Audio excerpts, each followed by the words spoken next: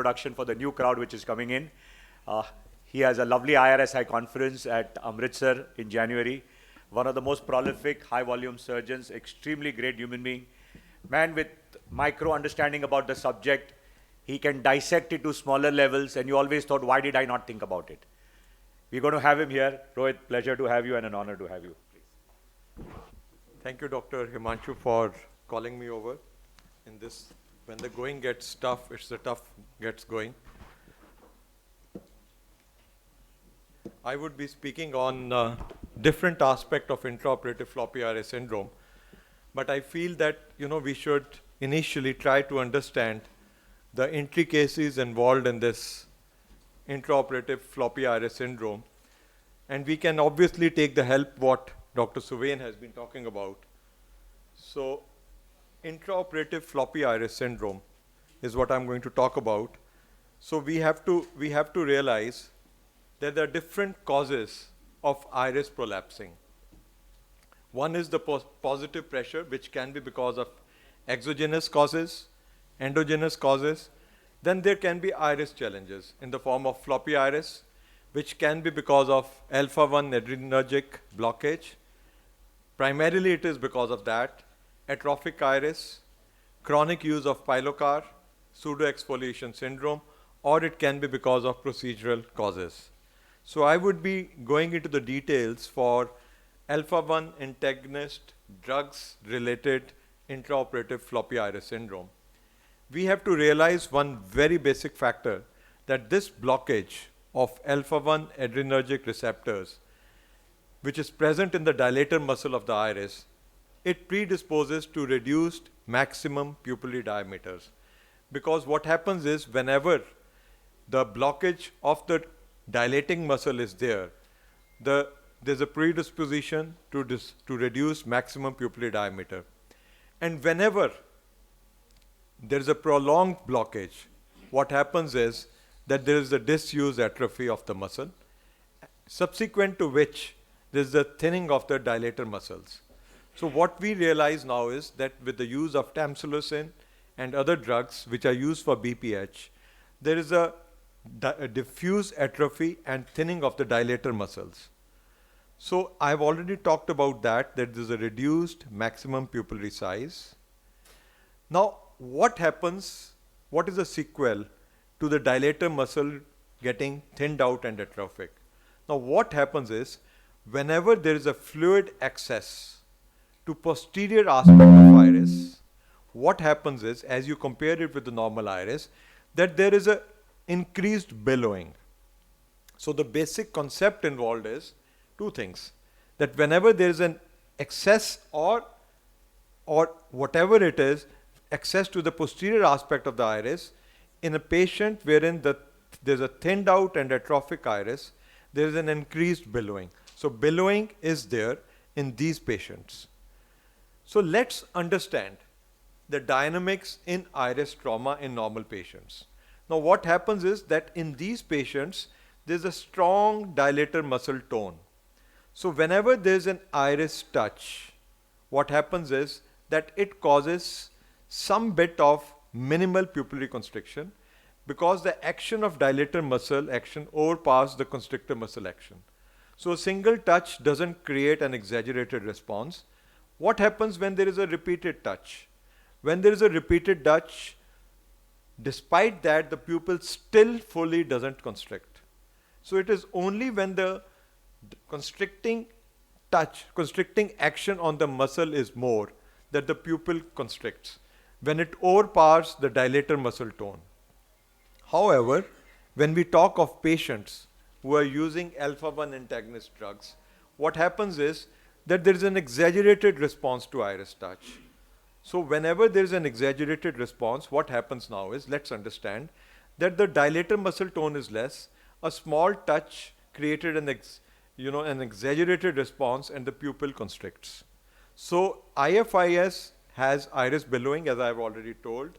So whenever there is a touch, there's a progressive constriction of pupil, and if there is a mismatch, there is a tendency for the iris to prolapse. So this is an animation to show that there is a billowing, and whenever there is a billowing, there is a progressive pupillary constriction, and iris prolapsing through the incisions, which is always there or there when there is a mismatch in the the ports or incisions. So floppy iris or prolapse it occurs in as high as 57% of patients. So now what are the challenges? The challenges are that there are some preoperative challenges and there are intraoperative challenges.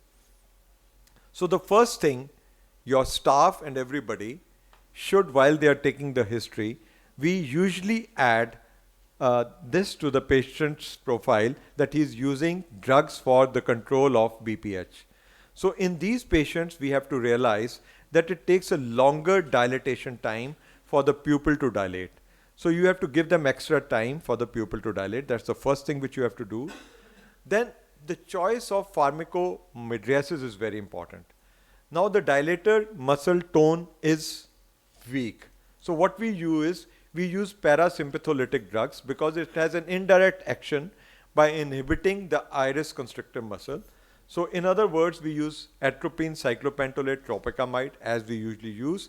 And these sympathomimetic drugs like epinephrine, phenylephrine, they too have a direct action because what they do is they displace the tamsulosin and increase the iris tone. So however, we have to bear in mind whenever there is atrophy of the muscle, this is inefficient like epinephrine and phenylephrine in dilating the pupil to that extent.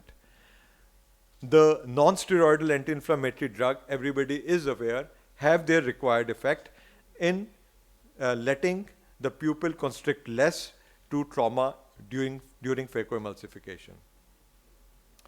One important factor we have to realize is that the pharmacological pupil dilatation as a predictive test for the risk for intraoperative floppy iris syndrome is there, and it has been seen that these patients who are taking these drugs for a pupil size 7 millimeter or smaller, the risk for IFIs exists regardless of these things.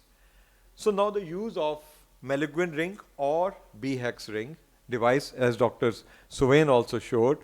So this was the study done by David Chang, and in which he find there is no second thought that the pupil remains 6 millimeter or 5.5, whatever the size of the ring is, throughout the surgery.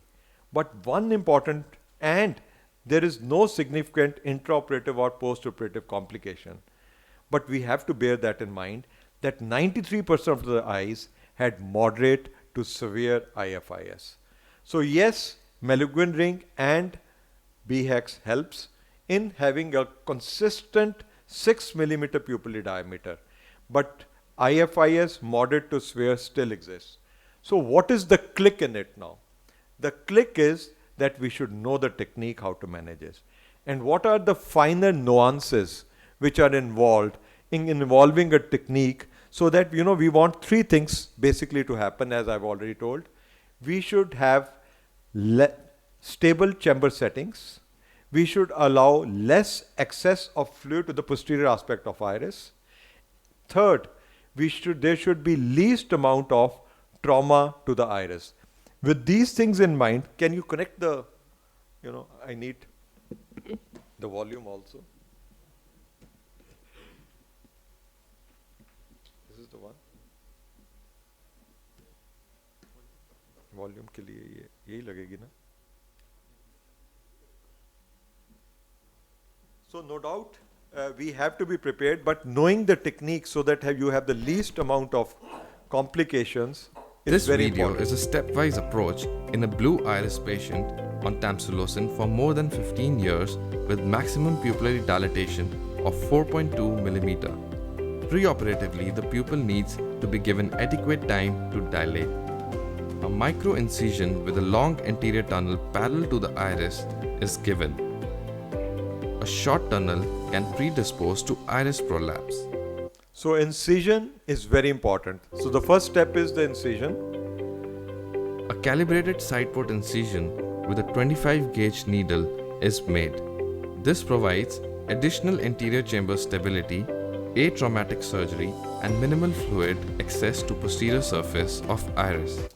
I saw videos across, if you go across the videos across the world on YouTube of intraoperative floppy iris syndrome, if you dissect them, you will find that mostly it is initiated because of mismatch in the side port.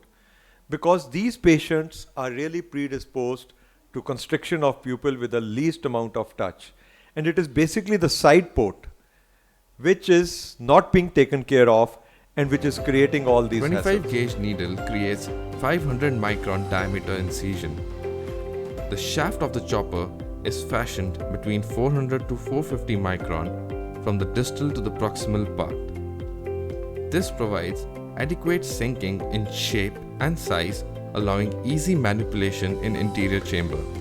The long thin tunneled incision decreases predisposition to iris touch and frequently makes the incision self-sealing. There is no change in pupil size and no excess of fluid to posterior aspect of iris, thereby minimizing the chances of billowing and progression of IFIS. Non-calibrated side port incision causes IFIS with disproportionate efflux of fluid, unstable interior chamber, excess of fluid to posterior aspect of iris, and iris prolapse. Intracameral epinephrine is used to dilate the pupil. Epinephrine is more effective in early stage when receptors are blocked. However, in this advanced case, due to muscle atrophy, there is less mydriasis. In dilated pupil size less than 4.5 mm, a dilating aid can be easily used. In this case, viscodispersive OVD is injected over the subincisional iris, followed by injection in the remaining part. Urshanov's dry soft shell technique for OVDs includes using viscodispersive over the iris, viscocohesive in the pupillary area with PSS below the viscocohesive with use of low parameters. OVD injection has to be guarded as overinflation can cause iris prolapse. Capsulorhexis is done with forceps through micro-incision. The plane of the forceps is kept close to the capsule for control.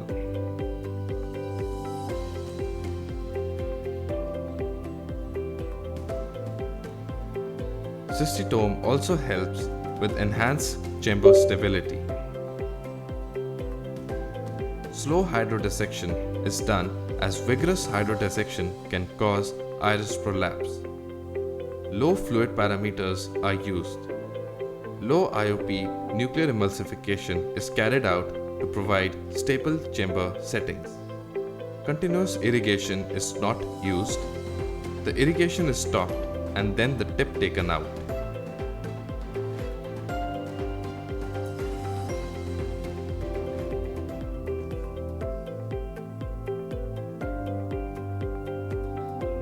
Keeping irrigation on while removal of tips predisposes to iris prolapse and IFIs.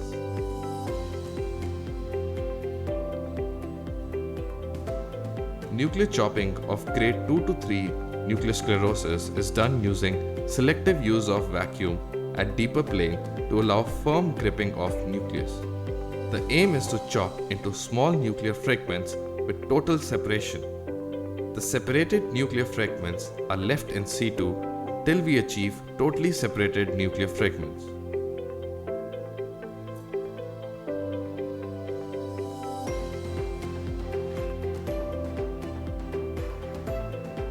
This helps in providing stable interior chamber and capsular bag and decreased excess of fluid to posterior aspect of iris. Firmly gripped hard nuclear fragments are brought at the level of interior capsule. Nuclear emulsification of the hard fragments require higher fluidics. The emulsification is done in the center and in the proximal half of the pupil to avoid inadvertent emulsification of iris. The central position helps in avoiding aspiration of viscodispersive OVD used in this case.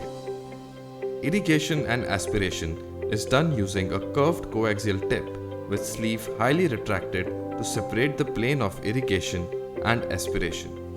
The vacuum is not increased below the iris to avoid inadvertent trauma to the iris.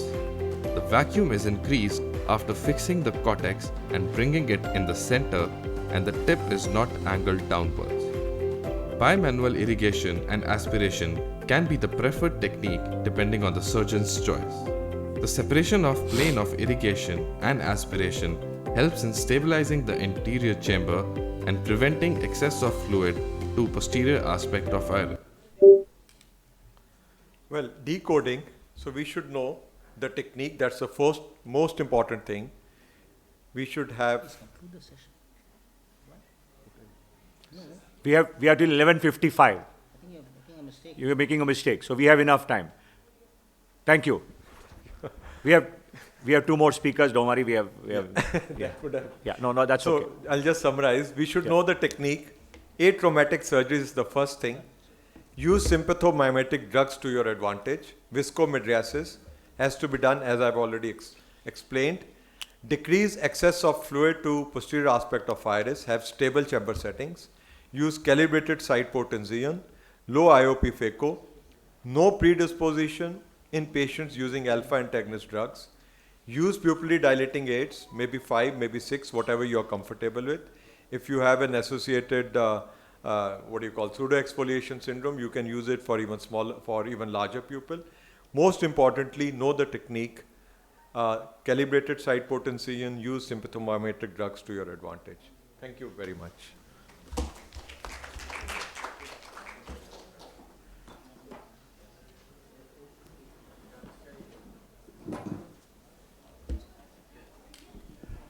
Thank you, Rohit. That was really enlightening. As I told you, friends, small points which can make your life a lot more easier, and very important that you do it at the right point of time. These small points which he mentions can go a long way in improvising your surgery.